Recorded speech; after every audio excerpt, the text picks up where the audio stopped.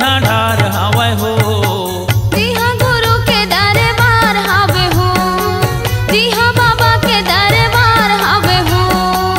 हरियारा जंगल झाड़ी डोंगरी पहाड़ी, हरियारा जंगल झाड़ी डोंगरी पहाड़ी, बगवा भालू के जिहा ढार हवै हो। जिहा गुरु के दरबार हवे हो, जिहा बाबा के दरबार हवे हो।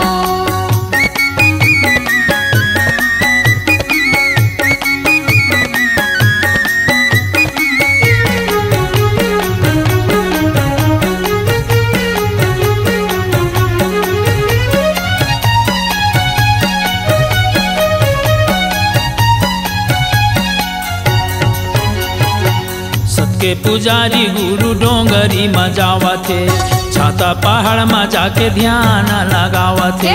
सबके पुजारी गुरु डोंगरी में जावथे, छाता पहाड़ में जाके ध्यान लगावथे।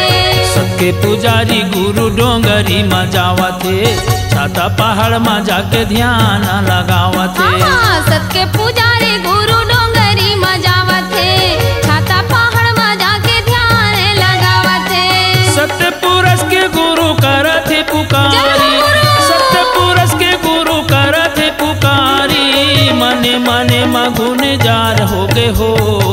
जिहा गुरु के दरबार हवे हो, जिहा बाबा के दरबार हवे हो।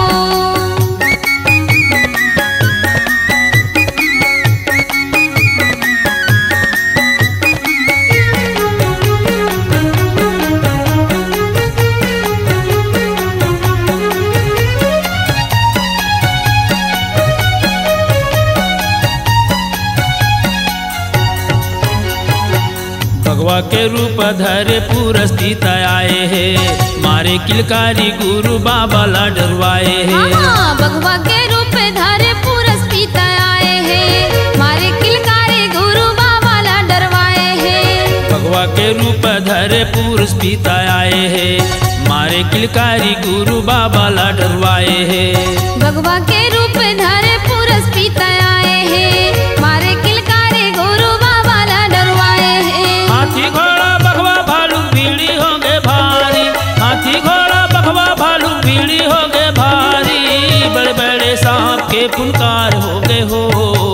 जिहा गुरु के दरबार हवे हो, जिहा बाबा के दरबार हवे हो।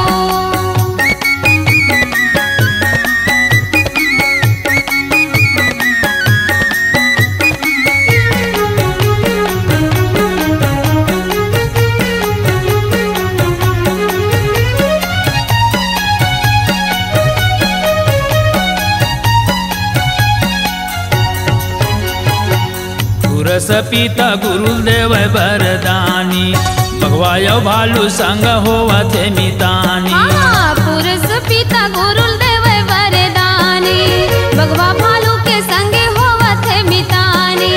पुरुष पिता गुरुदेव वरदानी, भगवायो भालू संग होवथे मितानी।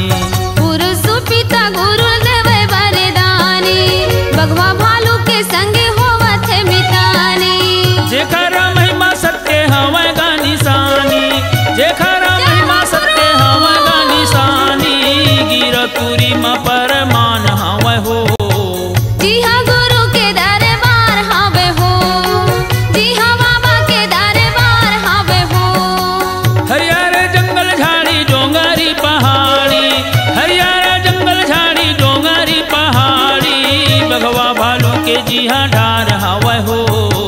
जिहा गुरु के दरबार हवे हो, जिहा बाबा के दरबार हवे हो। जिहा गुरु के दरबार हवै हो, जिहा गुरु के दरबार हवै हो। जिहा गुरु के दरबार हवै हो, जिहा गुरु के दरबार हवै हो। वहाँ बाबा के दरबार हवै हो, वहाँ साहेब के दरबार